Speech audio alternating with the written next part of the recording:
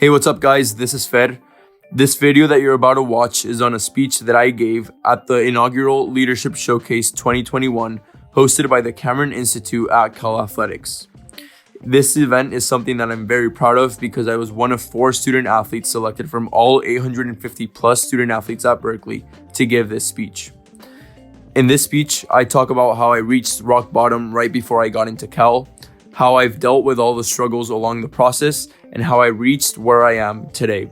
If you can relate to any of the things that I mentioned here, please make sure to like and subscribe and share this video so that others that could benefit from this information could get to it as well. Thank you guys so much. I'll see you at the end. Take care.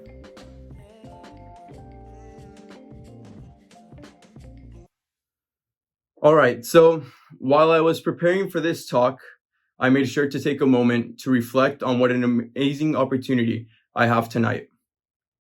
I'm blessed to even be here, and I'm very thankful for both the Cameron Institute and Cal Athletics, as well as for the continuous opportunities they've provided their student athletes with. But most importantly, I'm truly honored to be up here with 3 amazing student athletes that I personally admire and look up to, and I can't wait for you all to hear from them tonight. As the youngest and, in my perspective, the least accomplished student athlete and panelist in this webinar, I'd like to start off by asking you all a simple question. If we know that life is about the journey rather than the destination, why do we celebrate the outcome or result more than we do the process and the struggle it took to get there? Too often, we like to think of leadership as a highlight reel rather than what it truly is. The early mornings and late nights that help us find our path, the trials and errors that help us grow, and the pressures that push us to become the leaders we're meant to be.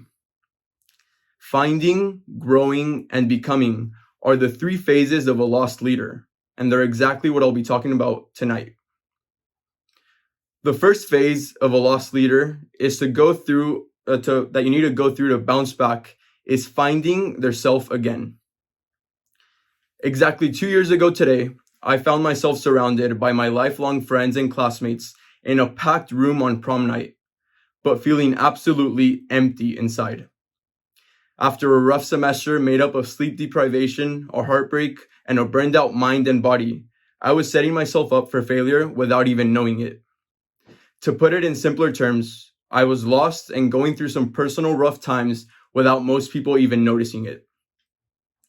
Although I don't believe that one can be born a leader, I do think I was born with great characteristics to be one. I was used to being recognized immediately as a leader in absolutely everything I did. But that obviously was not the case when I showed up to Cal. For the very first time in my life, I was officially the little fish in the big pond. I struggled, to say the least.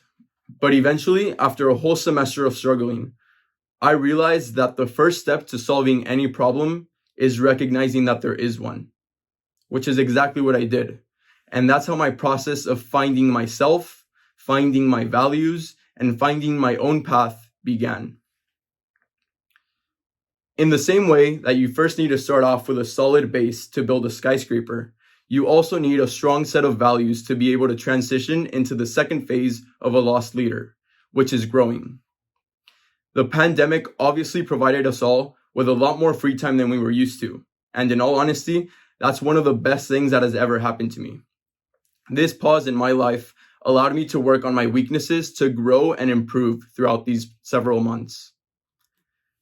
To take your game to the next level, you must focus on your invisible training, which includes all the things that others don't see, but that helps you level up. In my case, that was my nutrition, my sleep, my screen time, reading, and listening.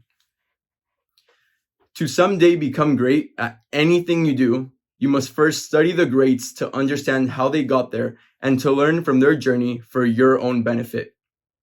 That's exactly what I did, day in and day out. The problem was that I studied them so much that I slowly started being them. I was being Tim Grover. I was being David Goggins. I was being Jocko Willink and Ryan Holiday and Ken Blanchard, and I was being Simon Sinek and Brene Brown and Robin Sharma, and I was being John C. Maxwell. I was being everyone. except myself. But to continue bouncing back from a lost leader to an authentic one, you can't settle for being someone you're not. You have to grow into the next phase, which is becoming your own version of a true leader.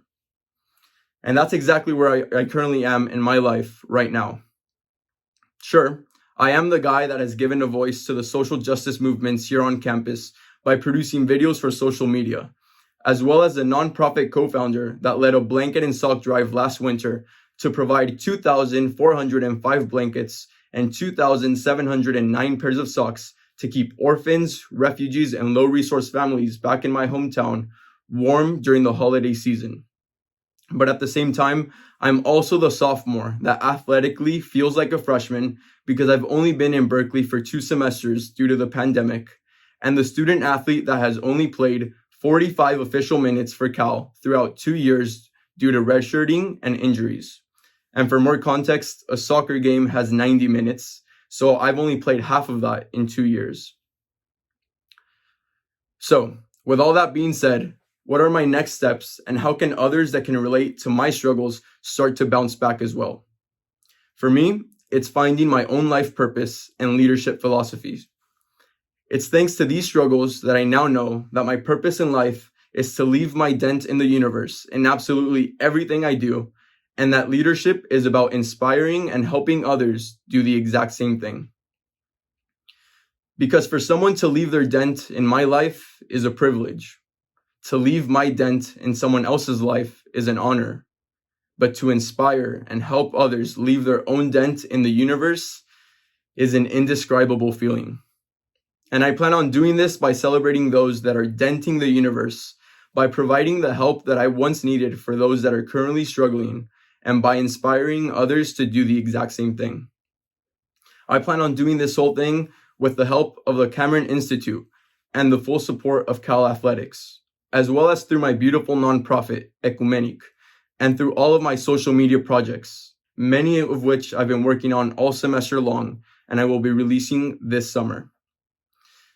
And look, if you can relate with anything I've said over the past few minutes, I want you to know that I don't have life all figured out.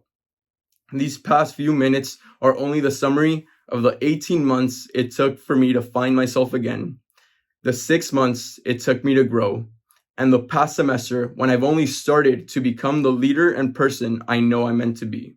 Yes, I've only begun. I'm still a long way from the finish line.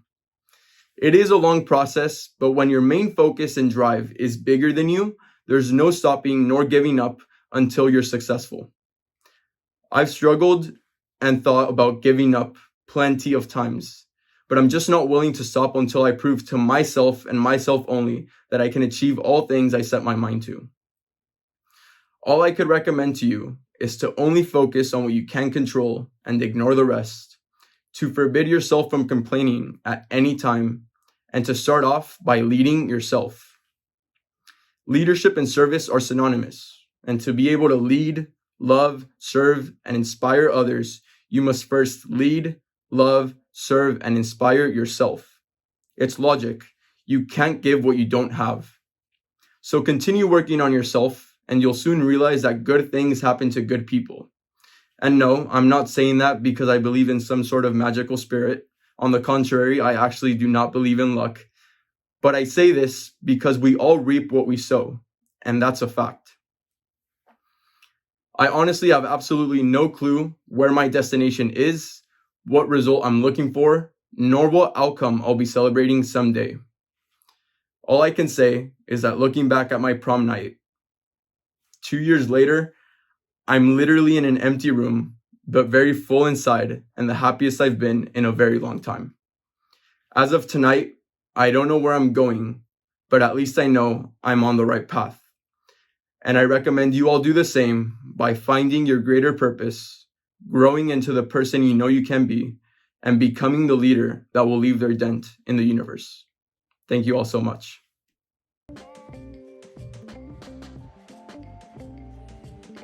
Please make sure to like this video and subscribe to this channel for more content like this.